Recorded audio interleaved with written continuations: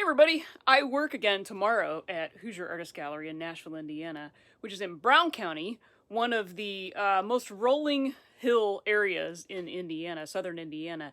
So because of that, and because of our color that's starting to happen now in the later days of October, it's heavily traveled. People come from all over just to see the color in Brown County, and there's a really great state park there, Brown County State Park, and people can drive through, and there's several lookout places where they can look down and see all the color. Because of that, our sales are bonkers in the month of October, which is great if you're an artist. It's a blessing and a curse. Those 2 or 3 little cameras, I think I made 3 of them on one of the last videos I put up, or a video from last week. Yeah, those are gone. So I've had to make more of those. And one of the other things that I sell really well are these little license plate valet trays that I make out of old license plates. You know, some of the years, 79, 80s, you're not going to really run that on a vintage car probably. Like the 60s plates are really cool. You're probably going to run those. 50s plates are cool. But the 70s and 80s are just kind of boring plates. So what do you do with all of those old plates? Well, I make them into little valet trays. They make perfect gifts. I'm going to show you how to do it. It's super easy. And for all those old plates you have kicking around, you can make these little trays with it. So I'm going to set my camera up this way, and hopefully you'll be able to see. I may have to move you around a few other times, but you don't need any special tools really for this. If you just have the edge of a table, that's fine. I'm actually using an old saw sharpening vise as my sheet metal brake. So you can use a regular vise, or like I said, the edge of a table works fine too. It is hard sometimes when you get the letter or a number on a plate and you have to bend it. Like let's say we had to bend it, and we will have to bend it right in the middle of this 9. It gets a little challenging to bend that right there if you don't have some kind of a way to, put a sharp edge on it, like a sheet metal brake or something like that. I wish I had a box or pan brake, but I don't. I have a vintage saw sharpening. It says patented August 22nd, 1899. That's what we're using. And then a couple of just sheet metal shears. I use the shorter ones to cut the edges, you'll see here in a minute, and then the longer ones to cut the length on it. A hammer. Doesn't have to be a panel body hammer or anything like that. Just a regular hammer works fine. I also use some kind of a scribe or a Sharpie and a straight edge. This is what we're going to make. These are super easy. This was a Wonder Indiana plate. This was 1980 something. I don't know what it was. I cut the tag off. 87. And it's a National Guard one, which was kind of neat. But, you fold that part gets folded over. But you can still tell that it was a National Guard. Yeah, so we folded in the middle of the 5. You can see that there. So all you do is follow the holes that are on a pre-existing plate. We're going to do the super easy one first. This is aluminum. Most Indiana plates are steel, most of the older ones. And they didn't switch to all aluminum without raised, without raised letters until the late 90s, early 2000s. So Indiana had steel plates until fairly recently. But all you do is you're going to follow the hole markings on your plate, and we're just going to score a line on the back. I thought I'd use this one since there's no indentations. It's a little bit easier to see. So we're just going to go, we want to go on either side of those holes, score a line there. And we're going to go on either side of these holes, score that line. And then we just want to run, I don't know, about enough to have a little edge. About like that. Let me see where the name is on this one. It's up a little higher, but I don't really care. We're not using this for an actual plate tray. It's just going to be for a demo. And let's give ourselves a little bit more. Like right there. And kind of all we're going for on this, I don't know if you can see that in camera or not, is the point where those cross. We just need to know where that reference point is. And I'm just going to ichrometer it here and get it close to where that other one is. This probably won't be exact, but it doesn't really matter. So now all we have to do, yeah, that one's not as far, but that's okay.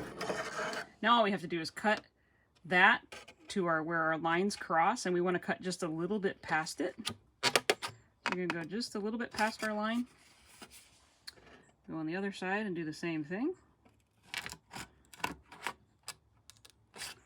I went a little too far on that one probably, but...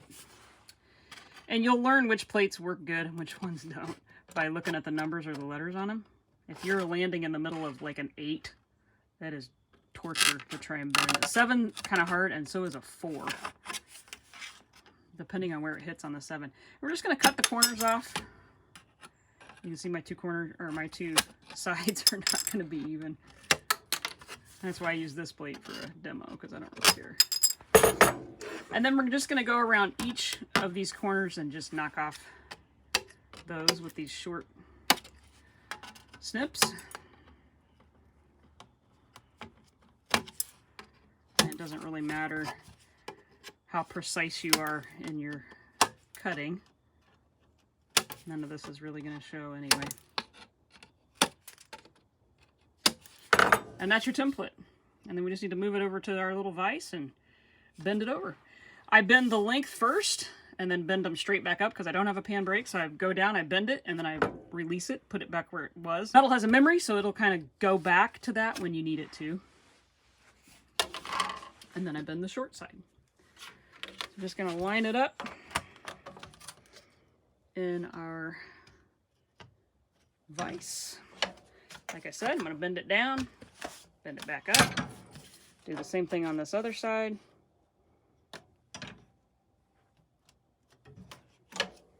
Down and up. Now we can bend our ends.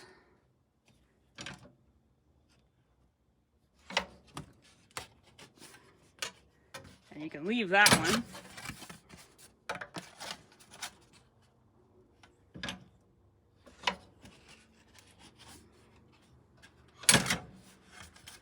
So that's where we're at. I'm going to straighten the actual ends out. And then our sides should remember where I bent them the first time, and they should just fold in.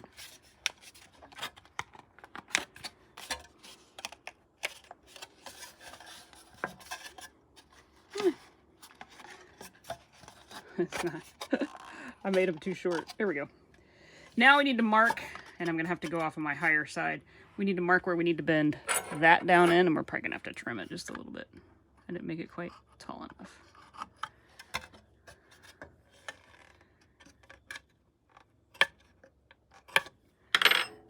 I'm just going to trim. I'm going to trim some of this off because I'm too short. So when it folds over, it's not going to want to go in all the way. Because Marci, you messed up. Happens occasionally. All right, then we're just going to put it back in the vise and go to where that mark is.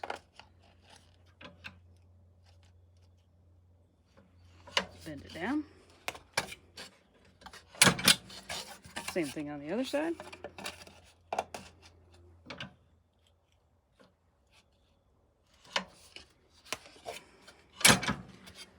And you've pretty much got your box.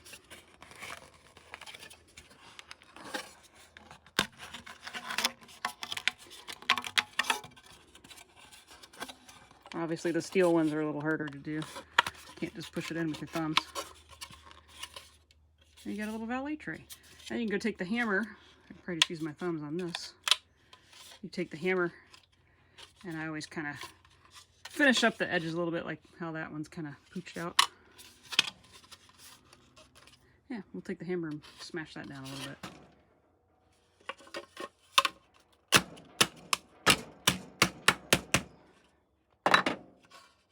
Yeah. Sides don't cooperate very well. There you go. Oh, that's a Brown County plate. Didn't even notice. It's like I planned it that way. Now, I'll put you on speed warp and we'll do a vintage one.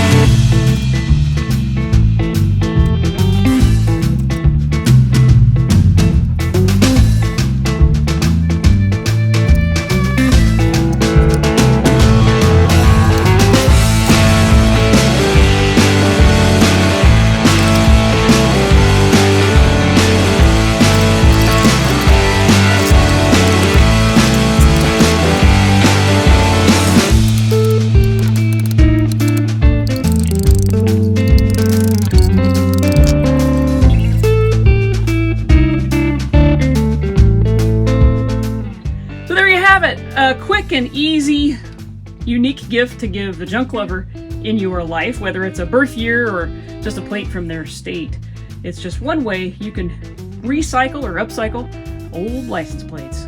We'll see you next time, everybody. Why don't you go build something cool?